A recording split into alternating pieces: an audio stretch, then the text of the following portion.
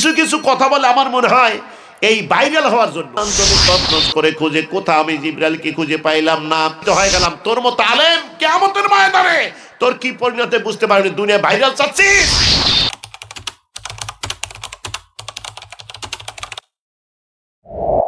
আনা বুঝতু মুআল্লিমান, আমি সমস্ত শিক্ষকের শিক্ষক। জিবরাইল আমাকে এই শিক্ষা দেওয়ার দরকার নাই, কারণ আমার শিষ্টাচার ভদ্রতা আমার জানা আছে।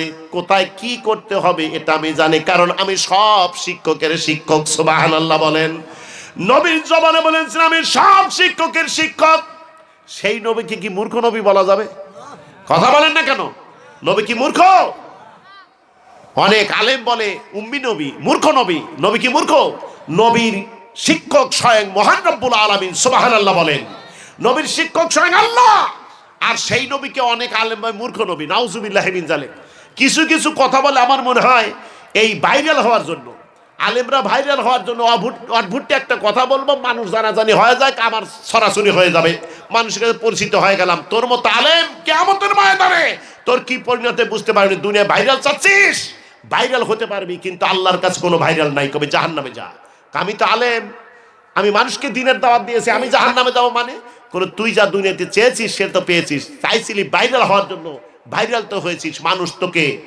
মানুষ তোকে সেইভাবে চেনে পরিচিত হয়েছে, যেটা চেয়েছিস সেটা পেয়েছিস। সুতরাং এখন তোর স্থান জাহান্নাম, জাহান্নামে চলে যা। ভাইরা আমার, টান দেন, সমস্যা নেই। নবীজিকে বলতে হুজুর আল্লাহর বাড়িতে যখন যাবেন জুতা খুলে যায়েন, শিখিয়ে দিচ্ছে। যে বাড়িতে মনে করেন মাইজিয়া পাকা করা বা টাইস করা এরকম আছে না, তো ওই বাড়ির লোকজন ঘরে ইউজ করে বাইরে জুতো রেখে খালি পায়ে ভিতরে ঢোকে। ওই বাড়ির একটা ওদের কালচার তৈরি হয়ে গেছে, কিন্তু আমার বাড়িতে ওইসব নাই। জুতা বাইরে ঘরে ঢুকি, সব জায়গায় ঢুকি, ওই অভ্যেস তো আমার নাই। বৃষ্টি ঘুরি বৃষ্টি হচ্ছে হাজি সাহেবের বাড়িতে গেছে, যা বলতে হাজি সাহেব বাড়িতে আছেন না, কে রে? বলে আমি আব্দুল সাত্তার। কি ব্যাপার? ও কেঁদো মাদুলে ঘরের মধ্যে ঢুকে গেছে। হাজি সাহেব খালি কিটমিট করলো, কি রে টাইচালা ঘর কি করলো রে, কেঁদোতে কি করে ভালাইলো, কিটমিট করতেছে, মানাও করে পারতেছে, কারণ মানা করলে বাবারে ঘর আলাদা গেছে। কথা বলেন ঠিক কিনা? আবার মাইনেও নিবার পারছে না, কিটমিট করতেছে। এরকম মানুষ আছে না নাই? এই জন্য শিষ্টাচার শিখিয়া দিচ্ছে, জুতা খুলে ঢুকেন। আমি শর্টে কথা নিয়ে যাই। আল্লাহর বাড়িতে নবীজি যাচ্ছেন। নবীজি যখন আল্লাহর বাড়িতে ঢুকতেছেন, নবী পায়ের জুতা খোলার জন্য উদ্ধৃত হচ্ছেন। জুতা খুলবে এরকম ভাব দেখাচ্ছে, জুতা খুলবে। আল্লাহ ডাকতে বলে বন্ধু পায়ের জুতা খুলেন না, আপনার পায়ের জুতা খুলবেন না, আপনার পায়ের জুতার পদধূলি লাগা আমি আল্লাহ আমার বাড়ি আমার আরশ ধন্য করবো। জোরে কোন সুবহানাল্লাহ। আল্লাহ বলেন পায়ের জুতা খুলেন না, অথচ মুসা পয়গম্বর বলেছিল রব্বি আরনি, হে আল্লাহ আমাকে দেখা দেন। আল্লাহকে বলেছিল রব্বি আরনি, হে আল্লাহ আপনি দেখা দেন। আর আল্লাহ বলেছেন লান তারানি, আমাকে দেখা যায় না। মুসা পয়গম্বর বললেন দেখা দেন, আল্লাহ বলেন আমাকে দেখা যায় না। আল্লাহকে দেখা যায়, কিন্তু সেই চর্মচক্ষু মুসা পয়গম্বরের হয় নাই। সুবহানাল্লাহ বলেন। এই চোখ ছাড়া আরেকটা চোখ আছে, আছে না নাই? কথা বলেন আছে না নাই? এই কান ছাড়া আরেকটা কান আছে, আছে না নাই? সেই কান আমরা তৈরি করতে পারি নাই, সেই চোখ তৈরি করতে পারি নাই। সেই চক্ষু যদি তৈরি করতে পারেন, এখান থেকে চোখ বুঝে মদিনাওয়ালাকে দেখতে পাবেন। সুবহানাল্লাহ বলেন। কাশফুল কবর, যাদের অন্তর্চক্ষু খোলা, চক্ষু বন্ধ করলে কবরবাসীর অবস্থা বলে দিতে পারে। সুবহানাল্লাহ বলেন। একদিন জিবরিল আলাইহিস সালাম আবু বকর রাদিয়াল্লাহু তাআলাকে বলেছিল, জিবরিল আলাইহিস সালাম মানুষের রূপ ধারণ করে আবু বকর রাদিয়াল্লাহু তাআলা জিজ্ঞাসা করেছে, বলুন তো এখন জিবরাইল কোথায়? আবু বকর রাদিয়াল্লাহু তাআলা তখন চক্ষুটা বন্ধ করে চুপ মেরে রইলেন। অনেক সময় থাকার পরে চোখ খুললেন, আবার চক্ষু খোলার পরে আবার চক্ষু বন্ধ করলেন, কিছু সময় থাকার পর আবার চক্ষু খুললেন, খুলে বলতেছে আপনি জিবরিল আলাইহিস সালাম। সুবহানাল্লাহ বলেন। কেমনে বললো? জিবরিল আলাইহিস সালাম বলে হুজুর আমি যে জিবরাইল, আপনি বুঝলেন কেমনে? আল্লাহর নবীর সাহাবা জিবরিল আলাইহিস সালাম ডাকতে বলতেছেন, আরে হযরতে আবু বকর রাদিয়াল্লাহু তাআলা ডাকতে বলতেছে, ভাই জিবরাইল প্রথমবারে যখন আমি চক্ষু বন্ধ করলাম, সাততম আসমান জমি তছনছ করে খুঁজে কোথাও আমি জিবরাইলকে খুঁজে পাইলাম না। সাততম আসমান আমি তছনছ করে খুঁজলাম, হাউজে কাউসারে গেলাম, জান্নাতে গেলাম, জাহান্নামে গেলাম, সব জায়গায় ঘোরাঘুরি করলাম, কোথাও জিবরিল আলাইহিস সালাম নাই। তখন এই চক্ষু খুলে ফেলেছি। এরপরে আবার দ্বিতীয়বার চক্ষু বন্ধ করে সারা দুনিয়ায় ঘোরাঘুরি করে দেখলাম কোথাও জিবরিল আলাইহিস সালাম নাই, শুধু আপনি বাকি আছেন। আমি কোথাও যখন জিবরাইলকে পাইনি, শুধু আপনি বাকি আছেন, অতএব আপনি জিবরিল আলাইহিস সালাম। জোরে জোরে বলুন সুবহানাল্লাহ। এই চোখ ছাড়া একটা চোখ আছে না নাই? আমার ভাইয়েরা, কথা একটু ভালো করে শোনেন।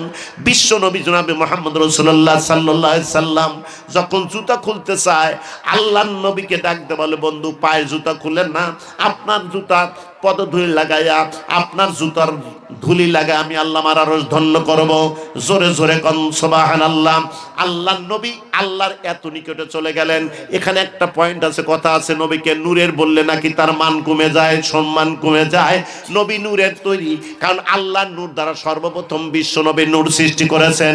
আল্লাহর বিশেষ নূর দ্বারা নবীর নূর সৃষ্টি করেছেন, আর নবীর নূর দ্বারা সারা জাহানের সব কিছু সৃষ্টি করেছেন। সুতরাং নবীজি যখন আল্লাহর বাড়িতে যাচ্ছেন, জিবরিল আলাইহিস সালাম কিন্তু বলেছিল যে জিবরাইল নবীজিকে ডাকতে বলে, হুজুর এই সিদরাতুল মুনতাহার ভেদ করে যদি আমি উপর দিকে এক কদম ওঠার চেষ্টা করি, আমি জিবরিল আলাইহিস সালাম ৭০,০০০ নূরের পাখা সহজলে পুড়ে ছারখার হয়ে যাব। কেন? জিবরাইল তো নূরের, অথচ জিবরাইল কেন পুড়ে ছারখার হয়ে যাবে? আর নবী মাটির, ওই নবী আল্লাহর বাড়ি গেল আর সে পড়ার কোনো কায়দা নাই। তার কারণ আল্লাহ নূর আর নবীর নূরে এক। জোরে বলুন সুবহানাল্লাহ। আল্লাহর বাড়িতে যখন নবীজি ঢুকেছেন, একটু ভালো করে শুনেন, আল্লাহর নবী আল্লাহর নিকটে চলে গেছেন, কিন্তু আল্লাহ পাক বলতেছেন সুম্মা দানা ফাতাদাল্লা ফাকানা কাবা কাউসাইনি আও আদনা ফাওহা ইলা আবদিহি মা আওহা। আল্লাহু আকবার বলেন। আল্লাহর নবী যখন আল্লাহর নিকটে চলে গেছেন, কত নিকটে! আল্লাহর নবীকে আল্লাহ পাক বলেন আও আদনা, আও আদনা, আরো নিকটে আসেন, আরো নিকটে আসেন। কত নিকটে চলে গেছেন আল্লাহ এবং আল্লাহর নবী, কত নিকটবর্তী হয়ে গেছেন। একটা ধনুকে রশি ধরে, আগে গম রোপণ করেছে, কাক তাড়ানোর জন্য আমরা গুলটাল বা ধনুক বানা দিতাম। কথা বলেন ঠিক কিনা বাজান? এখনকার ছেলে পেলে কিন্তু ধনুকও চেনে না। এই ধনুকে রশি ধরে জোরে টান দিলে দুটা মাথা বাঁকা হয়ে যত নিকট আছে, আল্লাহ এবং আল্লাহর নবী এত নিকটবর্তী হয়ে গেছে। জোরে বলুন সুবহানাল্লাহ। সুতরাং আমার ভাইরা, নবীর সম্মান যত দিবেন, যত আলহামদুলিল্লাহ, আলহামদুলিল্লাহ। আমার মা বোনদের দান এখানেও আছে, মা বোনদের সিমেন্ট এখানে আমার কাছে আগেও আছে। এখানে আমার মা বোনেরা 11 বস্তা সিমেন্ট দান করেছেন। জোরে এখন মারহাবা। লিল্লাহি তাকবীর, আল্লাহু আকবার। অত্র এলাকার মা বোনেরা জোরে কোন জিন্দাবাদ, জিন্দাবাদ। মুসাম্মদ জাহানার এখন 1 বস্তা সিমেন্ট, ধরে কোন মারহাবা। রিনা খাতুন 1 বস্তা সিমেন্ট, মর্জিনা খাতুন 1 বস্তা সিমেন্ট, শিরিনা খাতুন 1 বস্তা সিমেন্ট, মহিলা খাতুন 1 বস্তা সিমেন্ট, এরপরে ইয়াসিন 1 বস্তা সিমেন্ট, এরপরে আয়েশা খাতুন 1 বস্তা সিমেন্ট, রওশনের 1 বস্তা সিমেন্ট, এরপরে নাহিমা খাতুন 1 বস্তা সিমেন্ট, এলিজা 1 বস্তা। আমার গুনাহগার উম্মতের গুনাহগুলো আপনার বাড়িতে উপঢৌকন হিসাবে নিয়ে আসছি। জোরে জোরে কোন সুবহানাল্লাহ। আল্লাহর নবী উম্মতের কথা ওখানেও বলে নাই। আমার সোনার ভাই বাবাজিরা, ওই নবীকে জানে প্রাণে সে ভালোবাসতে হবে। নবীর ভালোবাসা, নবীর প্রেম যার ভিতরে যত বেশি, তার তত ঈমান মজবুত, তত বেশি। এই জন্য আবু বকর রাদিয়াল্লাহু তাআলা আনহু, দুনিয়ার সব মানুষের যত নেকি হবে, আবু বকর রাদিয়াল্লাহু তাআলা আনহুর আমলনামায় একাই তত নেকি হবে। তবু একটা নেকির জন্য আবু বকর রাদিয়াল্লাহু তাআলা আনহু জাহান্নামী হয়ে যায়। আল্লাহর নবীকে আবু বকর রাদিয়াল্লাহু তাআলা আনহু ডাকতে বলেন, কান্দার মানে, ইয়া রাসূলুল্লাহ, ইয়া হাবিবাল্লাহ, একটা নেকির জন্য আমি জাহান্নামী হয়ে যায়, আপনি আমার একটা নেকি দান করেন। নবীজি ডাকতে বলে, আবু বকর, ধনীকে যাকাত দেওয়া জায়েজ নাই। ধনীকে কি যাকাত দেওয়া যাবে? না। যেখানে সেখানে কি যাকাত দেওয়া যাবে? যাকাতের একটা খাত আছে নাকি? যাকটা কি দেওয়া যাবে? একজন ধনী ব্যক্তি তাকে দেওয়া যাবে নাকি? দেওয়া যাবে না। তাহলে ধনীকে যাকাত দেওয়া জায়েজ নাই। কেন কথা বললেন? কারণ নেকির দিক দিয়ে 1 নম্বর ধনী হলো রাহমাতাল লিল আলামিন, আর 2 নম্বরে ধনী হলো আবু বকর রাদিয়াল্লাহু তাআলা আনহু। তাহলে আমি যদি নেকি তোমাকে দিয়ে দেই, তাহলে 1 নম্বরে তুমি যাবে, 2 নম্বরে আমি পড়ব। সুবহানাল্লাহ বলবেন না? তোমাকে দেওয়া যাবে না। সোনার ভাইরা, আলোচনাগুলো অনেক সময় লাগবে, কিন্তু আমার ভাইরা, নবীজি আল্লাহর দরবারে কান্দার, আল্লাহ আমার আবু বকর একটা নেকির জন্য জাহান্নামী হয়ে যায়। তুমি কোরআনের মধ্যে বলে দিয়েছো কুল ইন কুনতুম তুহিব্বুনাল্লাহ ফাত্তাবিউনি ইউহিব্বুকুমুল্লাহ ওয়া ইয়াগফির লাকুম যুনুবাকুম ওয়াল্লাহু গাফুরুর রহিম। আল্লাহু আকবার বলেন।